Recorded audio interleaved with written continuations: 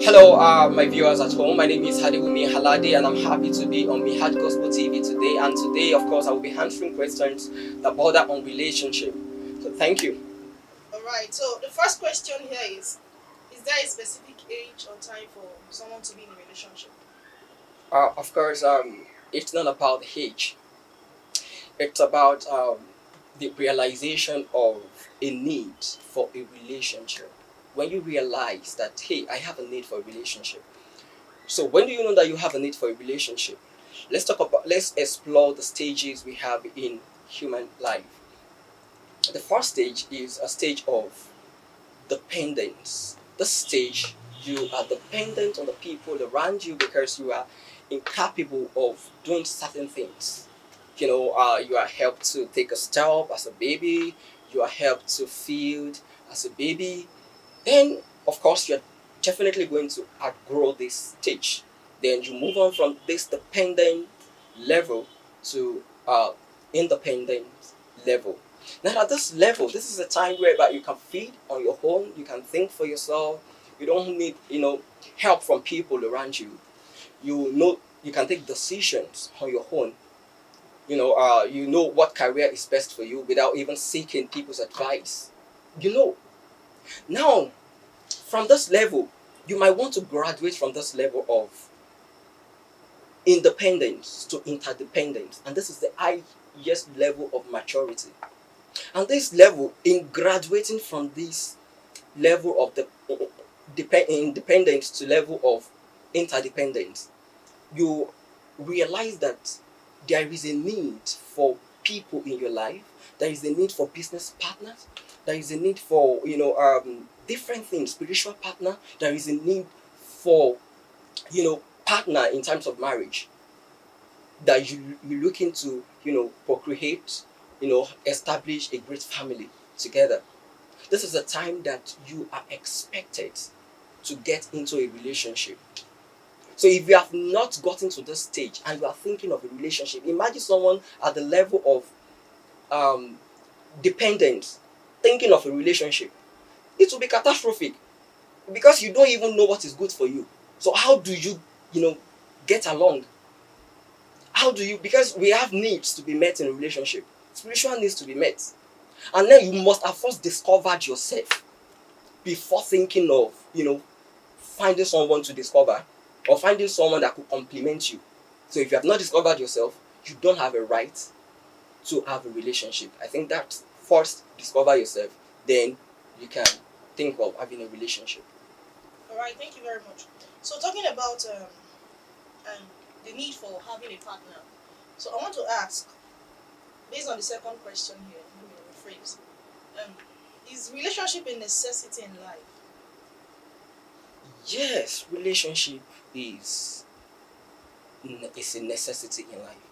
You know, the way God created an interdependent life. If you should take a look at it, everything we have in life is interconnected. From the plant supply, the oxygen that we're taking, will supply the carbon dioxide that they use to make food. So that means the world is interdependent. That's the intention. So God knew what He was doing when He said it is not good for a man to be alone. So He understood the necessity of a relationship. He understood the necessity of companionship. So you cannot downplay the role of a partner in your life. So it's a must. Okay. So it's a must. It's a necessity Yes. in life. Okay. Then, if you say it's a necessity, sorry to, I guess we still have a lot of questions here from some Okay. persons. Now, if you say it's a necessity in life, what about those people that subscribe to be what's it called? Is he fathers, priests? Talking about the Orthodox churches, people that subscribe to be a celibate, stuff like that. So, are you saying that they're not doing the right thing or something? Yeah, if you should take a look at it. Sorry. That's why I was specific about the partner, the marriage aspect of it, having a partner. So I'm not talking about relationship of other kinds of which I know Okay. they have that. I'm talking about the marital aspect. So Okay, looking at it from religious spectacle, we could Paul was advising that if you could, you know, abstain from this, from if you could, bring yourself to to stay without a partner. Of course, if you can, if you are, you know, looked at yourself, studied yourself, and you feel like fine, I can do without a partner. Fine, you can do it. Just to do the God's work. But then, if you know you don't, I want to believe that many people don't actually have this ability to stay without a partner. I think it's a divine calling. Not everyone could do it. So you will know, you will be aware that this is my calling. Nobody has to tell you. You will know, you'll be aware that okay, this is my calling. Naturally. So for certain people who are, who are practicing celibacy, in a bit to serve God the more or to avoid distractions, from serving God, of course, that is acceptable too, if you know that you have the ability. And this is a divine ability, not what you can think. Because if you think you can do it, maybe as a result of joblessness, people are going into celibacy, practicing this Reverend Father and all of that because there are no jobs outside. And at the end of the day, they find themselves struggling, committing sin. So I think that is also, acceptable if you choose not to have, a partner in life, just to serve God. All right, this is a wonderful one. Thank you very much. Okay, so the next question here is, how do you define personal growth in a relationship? How do you define personal growth? Personal growth in a relationship. And of course, like I said earlier, you must have first discover yourself. And of course, growth is a continuous thing. You know, the moment you stop growing, death is, you know, already there. So when you are still alive, growth is continuous. So you must have first discovered yourself outside the relationship. Then when you get into the relationship, it is very important. And how do you go? You go from sharing experiences. Your partner is coming from a different background. You are coming from a different background, and you are looking to have a family together. Definitely, personal growth is very important.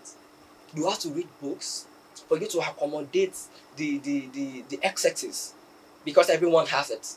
Everyone has this, bad side of them.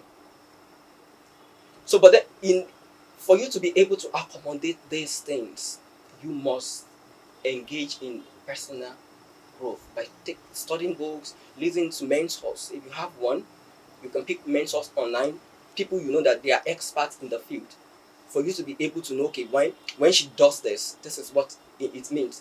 And also, personal growth, you have to do something that will make your partner to be proud of you. Because nobody wants to date someone that they are not proud of. You have to grow yourself to the point of your partner being able to be proud of you. Getting to the peak of your career, your spiritual level, whatever you're doing, your hobby, you have to engage in personal growth continuously. So it is very important. All right, thank you very much, sir.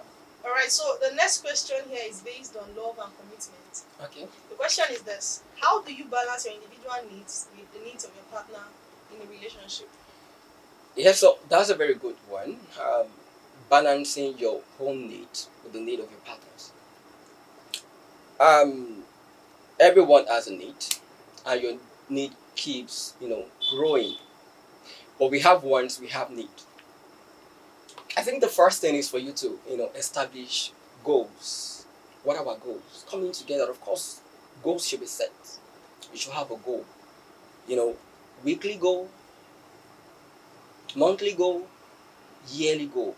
That would make you to be able to, push aside needs that are not at the moment important. Every need is important, but we have basic needs.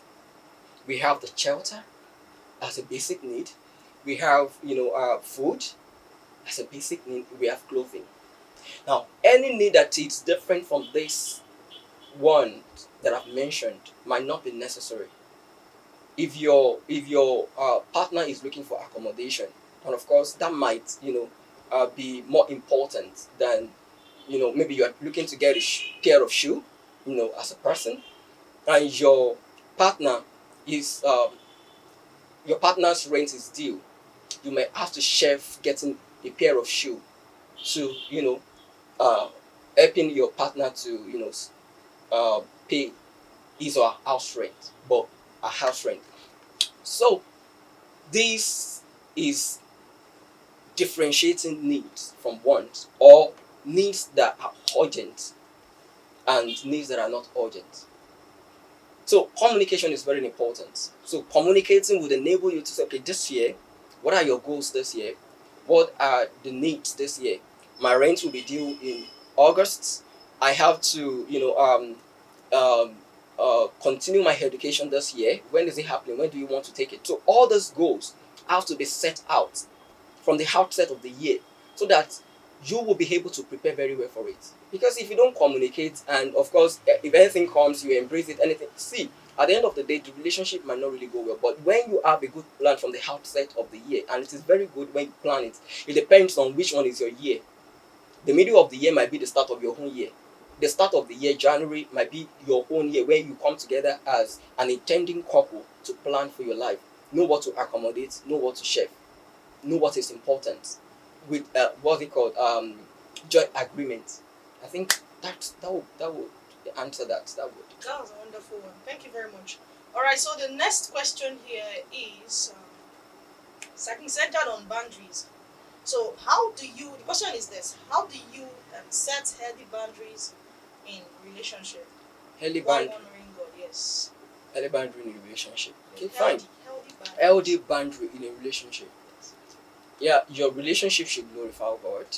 Because it's an institution established by God, and of course, to establish the, it's an instance of the institution established by God. An instance of it is marriage. And in order to get connected to that instance, you're starting a relationship.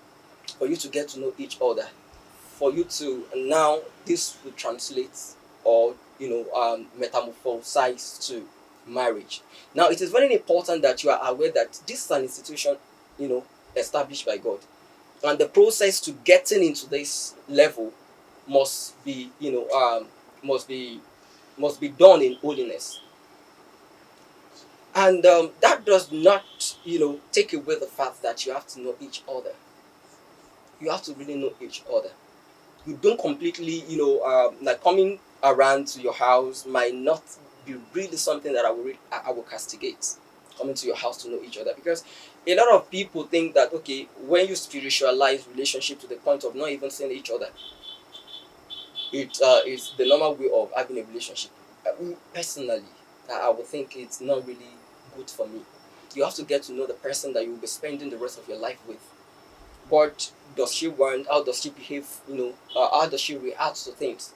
If you don't get to know all of those things, and this, you can get to know all of those things by spending quality time together, but not really in a place whereby um, is quiet and you are alone, unless you know that you have really established, the goal of the relationship. We are not touching each other. We are not doing any nonsense. When you come together, you share the word of God. Then you can talk about other things, unless you know that you are strong in that aspect. And you really have to really build ability to be able to withstand those things, temptations, so that you can have quality time together. I think, know that marriage is an institution established by God. The process that leads to this must be holy. Thank you very much. So the last question we have here is based on handling toxic relationship. But before I ask that question, could you please briefly describe what a toxic relationship is all about? Talk about toxic relationship.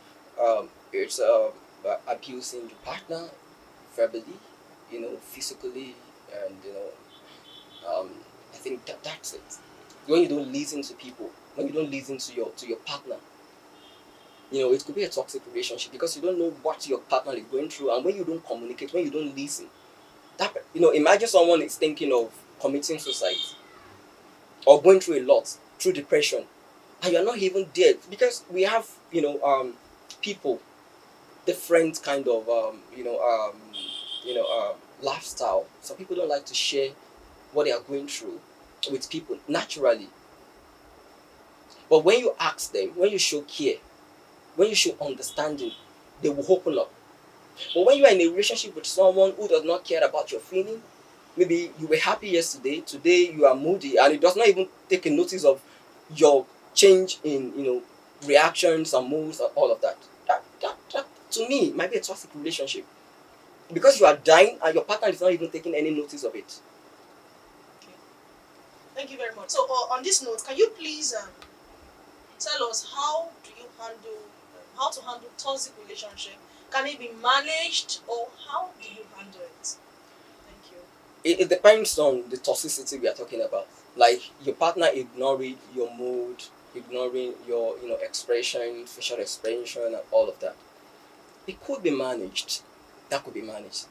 But when it gets to a point of, or to the point of your partner verbally abusing you or physically abusing you, it could be a red flag. And of course, that could not be managed. And that, one of the mistakes that intending couples make.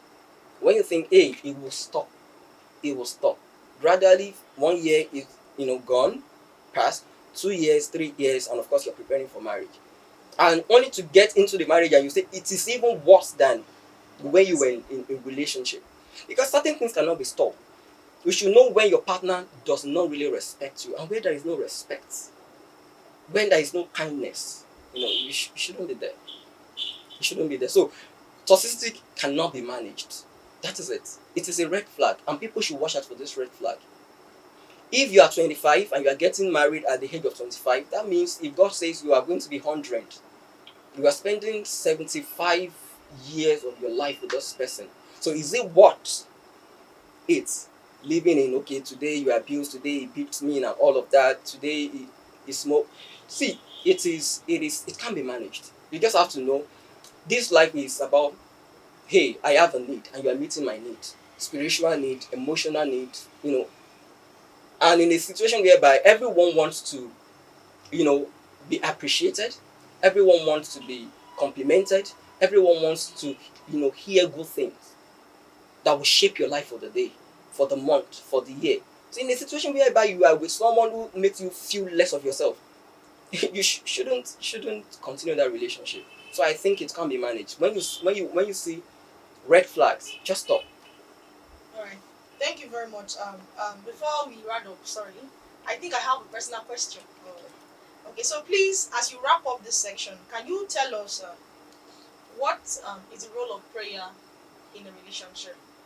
The question is because this question is based on the fact that sometimes you discover that people come into relationships sometimes from different religions, different beliefs. So how do you bring in marriage? Let's say you are a Christian and then you are in a relationship with someone that is not sharing the same religion or belief with you.